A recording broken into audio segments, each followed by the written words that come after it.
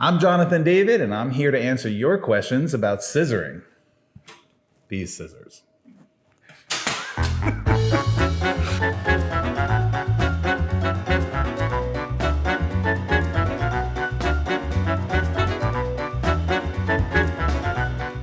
What's the difference between shears and scissors? Well, scissors are typically 6 inches or shorter, which nobody really loves, but 6 inches and over is a shear. So in the grooming industry, we refer to our tools as shears because typically we use the bigger ones.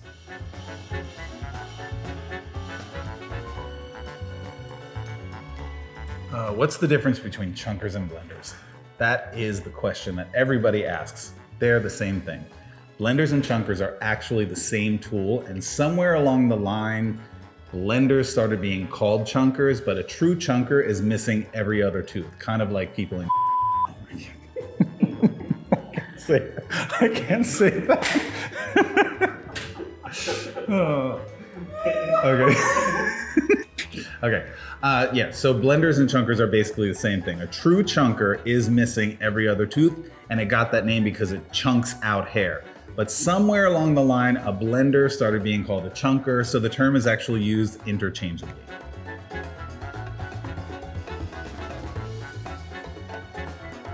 The sizes of what? The sizes of shears and the different levels. So the only company that I know who does it by level is Kenchi, but most scissor companies go by inches. So the different scissors are usually typically an 8-inch shear is like kind of standard.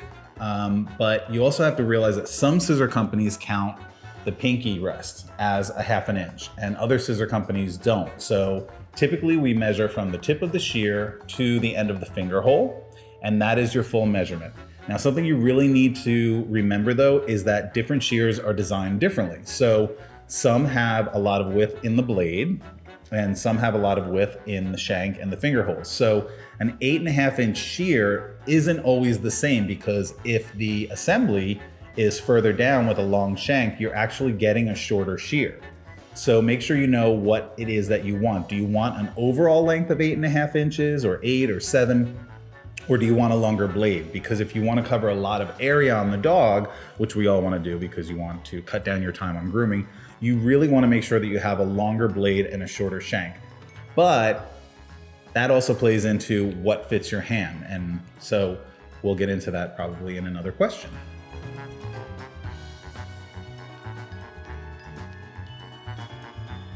Okay, well, I could just roll right into the next question. So the overall length of a shear, let's say this one is an 8.5 inch shear, and it has a very short shank. This is the shank. From the assembly to the finger holes, this is called a shank. So for my hands, when I hold a shear, a shorter shank fits my hand because you want to make sure your finger is right behind the assembly. So this is the assembly, what holds it together. And you want to make sure that when you hold a shear, the assembly is right behind your finger, because if you have a short shank and a wide hand and your finger's like this, when you open the blade, you end up hitting your finger like that, and you won't get the full use of the shear. So you want to make sure that your finger is behind the assembly so you can open the shear all the way. So when you're choosing a shear, you want to make sure that the finger holes fit you, and if they're too small for your fingers, then obviously you have to go with a different model. But if they're too large, you can put a little rubber finger insert to remedy that problem. Now, typically, I personally like a shorter shank with a longer shear because of the way that it's balanced in my hand, because the tip of the shear is weighed down and I have a little bit more control. But some people really like a little bit of a heavier shear, and some people who have really wide hands, if you have really, really big man hands, then which I don't, but if you have big man hands and you want to get a longer shank, then you would have something where the assembly is further out and you have a shorter blade. But then you might want to go with a little bit of a longer shear, like a 9 or a 9.5, or maybe even a 10-inch shear, because if you have a long shank, you're losing blade, and then you don't get to cut as much of the dog's hair.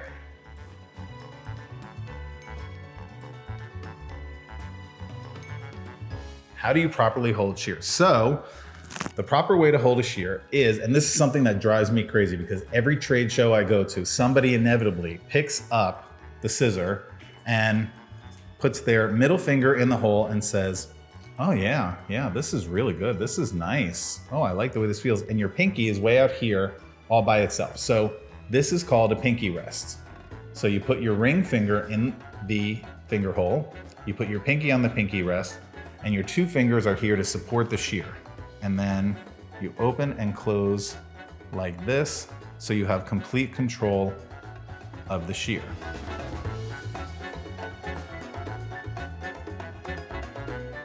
How do you clean your shears? Well, the best way to clean your shears actually is with rubbing alcohol. So if you take a little bit of rubbing alcohol on a cotton ball and you clean the blade and the teeth and your shanks, alcohol is totally safe to use on your metal shears.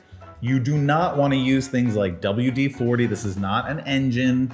You're not oiling any like hinges or anything. This is a scissor. You're investing a tremendous amount of money into these quality shears. So you want to make sure that you take really good care of them. So a little bit of rubbing alcohol with a cotton ball is a great way to sanitize and to clean them.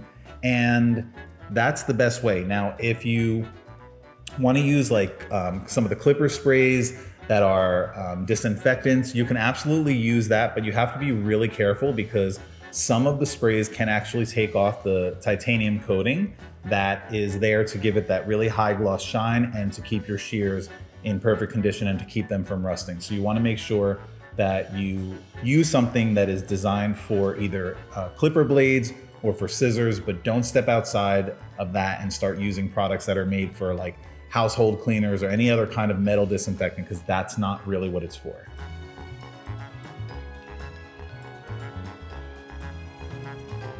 How often should you sharpen your shears? Well, that really depends on how often you're grooming dogs. So the type of shear that you have is really the most important, because if you're using a really low quality shear, the metals are not made the same way. And believe it or not, there's different shears that are made of all different kinds of metals. Some of your higher end companies, they blend in their own alloys and they make them into a harder shear. So if you have the higher level shears, like at Kenchi, they have like levels 1 through 4.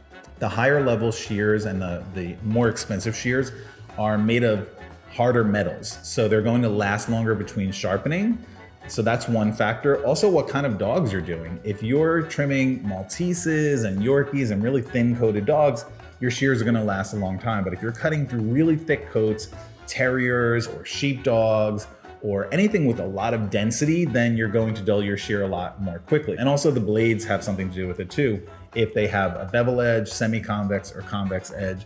So some of them are a little bit sharper, some of them are meant to be a little bit more of a workhorse kind of a shear. So it really depends on whether you want to be a cheapskate and buy a cheap shear, or if you want to go for the big guys and get yourself a high quality shear. And trust me, this is my sound advice after 31 years in the grooming industry.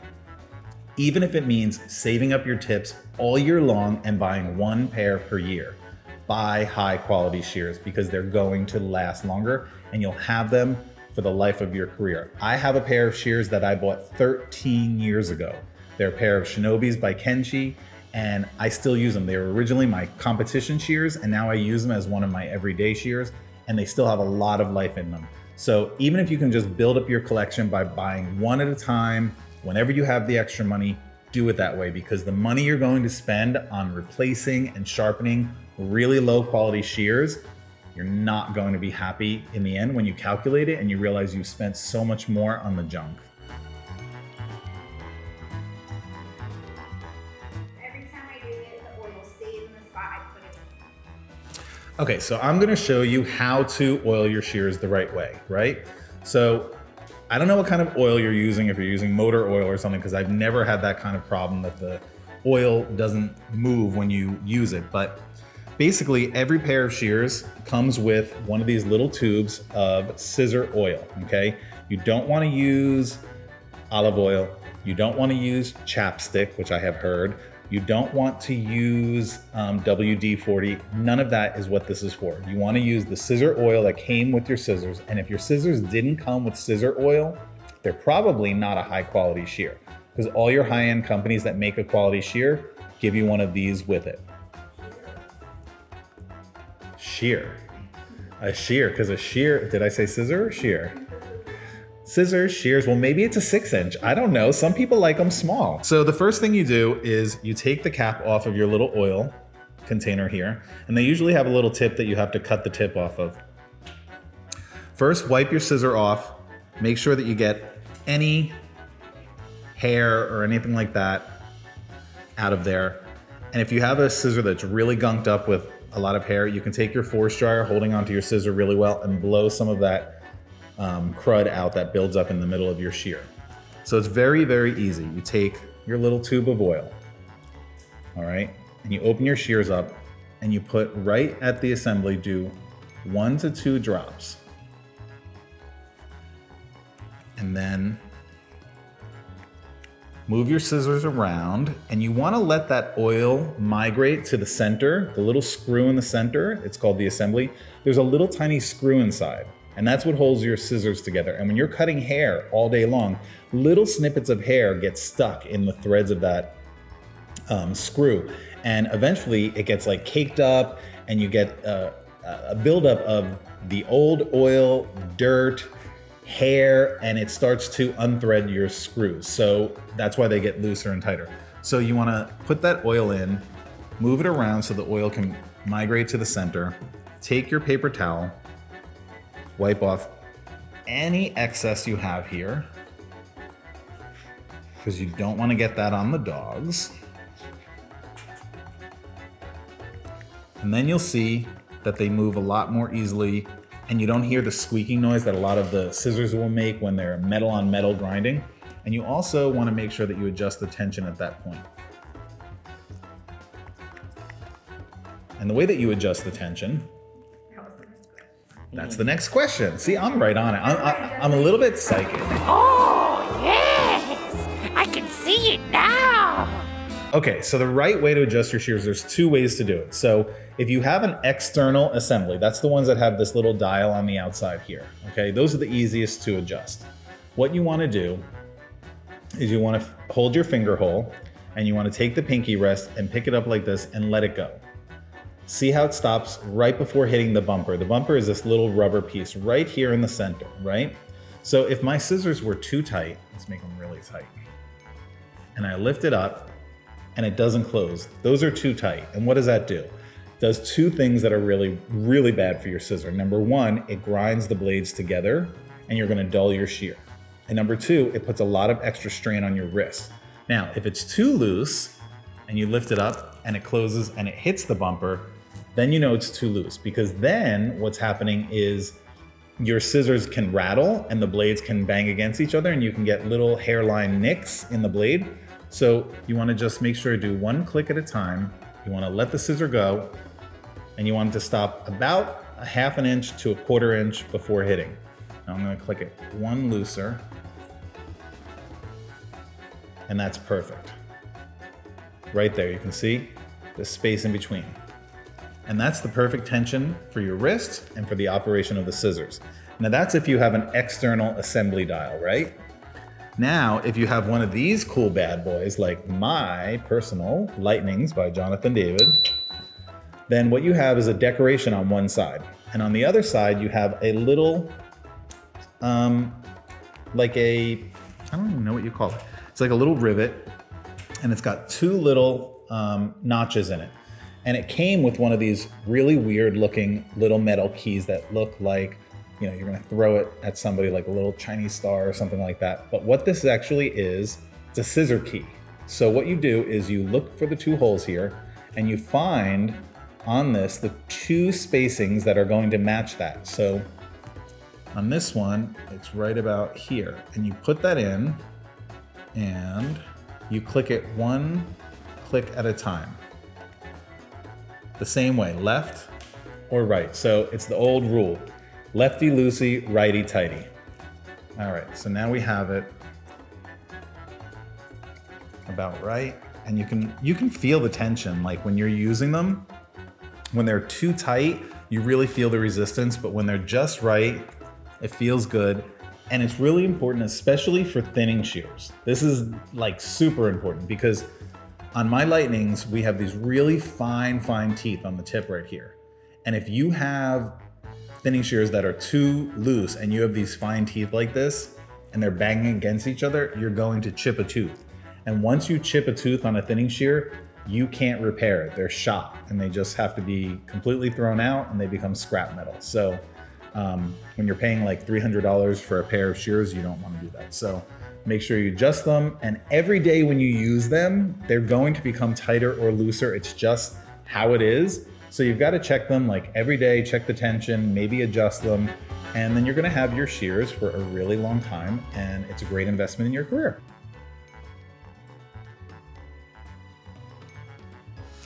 Oh, what kind of shears are best for everyday use? That's kind of a tricky question because that really just depends on what kind of a scissor enthusiast you are, right? So there's three kinds of edges. There's bevel edge, semi-convex, and convex. So your bevel edge is basically like an angle like this on the edge of the shear. So what I'm talking about is when you open the shear, you have one side that is the guide blade and the other side is your cutting blade. So if you were to look at this under, a microscope, well, you don't really need a microscope, but where you could magnify the edge of the shear, you're gonna have a bevel edge that is basically shaped like this, okay? Then you have a semi-convex, which is shaped like this with a little notch and then an angle. And then you have a convex, which is your finest true point. It's down like this. Now, a semi-convex is kind of my preference because you can really cut through thick coat and finish a dog with it. Bevel edge is kind of more of a carving shear, debulking, and then a convex edge, which is your true point. It's your finest point. It's your sharpest edge, but it's your most delicate edge. So you really have to be really careful. You wouldn't want to use a convex edge to cut through like a wire-coated dog or a dirty dog because you're going to dull them. But your convex shears are pretty much on your highest end shears because to have that really fine edge, you have to have a really hard metal. If you like to really like rough cut and really you're kind of a little bit hard with your shears and you don't like treat them delicately, I'd go with a bevel edge because the edge can handle it. But if you're someone who really loves your shears and takes good care of them and you respect your shears, then I would definitely go with a semi-convex or a convex as my everyday shears.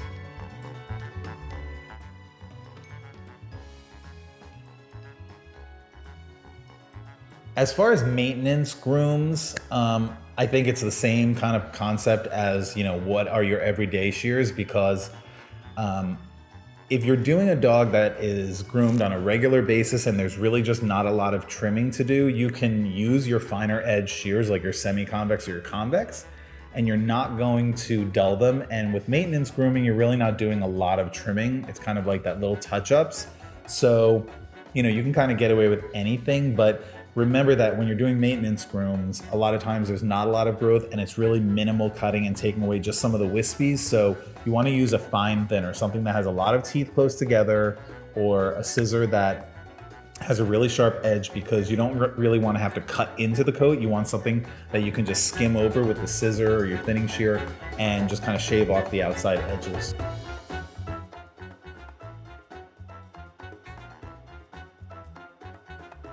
Lefty Asian fusion shears. I don't think there is such a thing as an Asian fusion shear specifically. So somebody might market it that way, but a scissor is a scissor, and that's really up to the groomer. You can either do Asian fusion or you can't. So I think probably what the question is referring to are small, extreme curved, or things like that. There's a lot of companies that make lefties.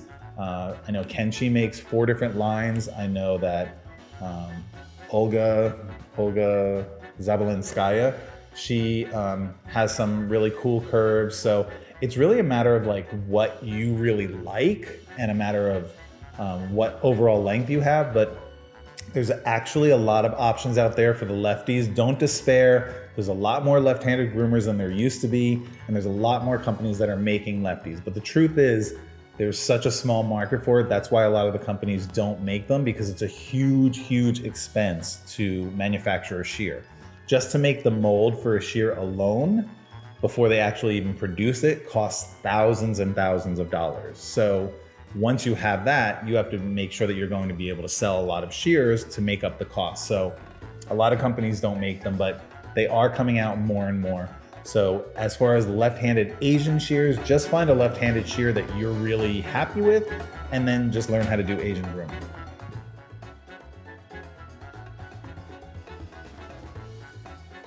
I don't know. I can't use a swivel shear for my life. I've been grooming 31 years, and when I pick up a swivel shear and I try to cut a dog, it's like I am cutting a dog for the very first time. It's like I pick it up and it's like, oh, what's happening? Mine's broken. What's going on? I cannot use a swivel for my life.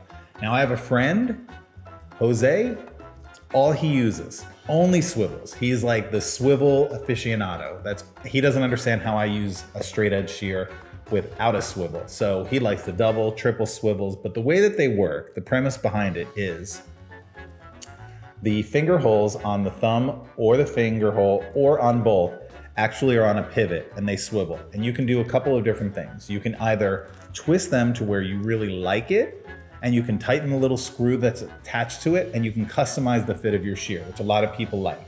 Or you can leave them loose, and a lot of people like to swing them around and do like all these fancy tricks and stuff that I can't do.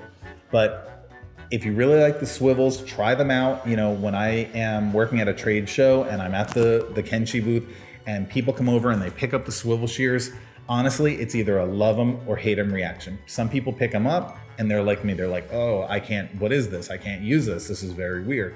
Other people pick it up and they're like, oh my God, this is the greatest thing since sliced bread. I have never felt anything like this. Where has this been my whole life? This is changing my world. So try them out. They're not for everybody. They might be for you, but you know, you just got to try it to see if you like it. All right, guys. Well, this was a lot of fun teaching you about scissors, and I hope to see you guys again soon. If you want any more detailed instruction about scissors, you can get my DVD called Scissors 101, Understanding Your Shears, or you can get my lightning line of shears, my thinning shears, my straights, or my curves at KenshiGrooming.com. Look for Signature Line by Jonathan David.